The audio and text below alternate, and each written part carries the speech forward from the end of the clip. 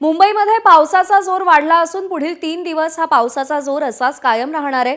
दादर परिसरात देखील एकीकडे पावसाची संततधार आणि दुसरीकडे काळोख मोठ्या प्रमाणात झाल्यानं दृश्यमानता कमी झालेली आहे। आढावा घेतलाय आमच्या प्रतिनिधींनी, पाहूया।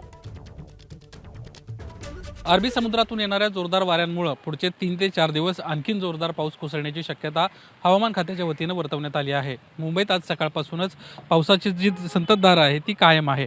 सध्या दादर परिसरामध्ये आहे, शिवाजी पार्क परिसरातली सध्याची आपण ही दृश्य पाहतोय। पावसामुळे आज सकाळपासूनच सर्वसामान्य नागरिक जे शिवाजी पार्क परिसरात फिरायला येतात त्यांना देखील अडचणींचा सामना करावा लागला। शिवाजी पार्क परिसरातली सध्याची हे आपण दृश्य पाहतोय। पावसाचा जोर जो आहे तो वाढत चाललेला आहे आणि त्यामुळे पाणी भरायला देखील सुरुवात झालेली आहे। मुंबईतल्या इतर देखील सकल भागांमध्ये अशाच पद्धतीची परिस्थिती निर्माण होऊ शकते, कारण पावसाचा जोर पुढच्या काही तासांमध्ये आणखीन वाढण्याची शक्यता आहे। पुढचे 2 ते 3 दिवस जे आहेत ते जोरदार पाऊस कोसळू शकतो अशी देखील माहिती हवामान खात्याच्या वतीने देण्यात आली आहे। 24 तासातच साधारणपणे 50 मिलीमीटर पावसाची नोंद जी आहे ती मुंबईमध्ये झालेली आहे।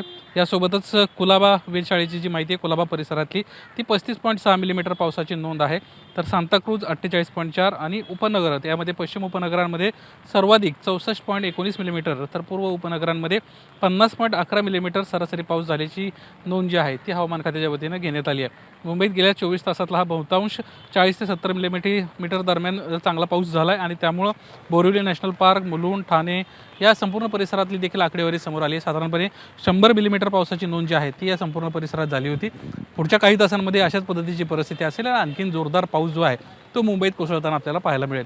कॅमेरामन रोहित कांबळेसह निलेश बुधावले, एबीपी माझा, मुंबई। एबीपी माझा, उघडा डोळे बघा नीट।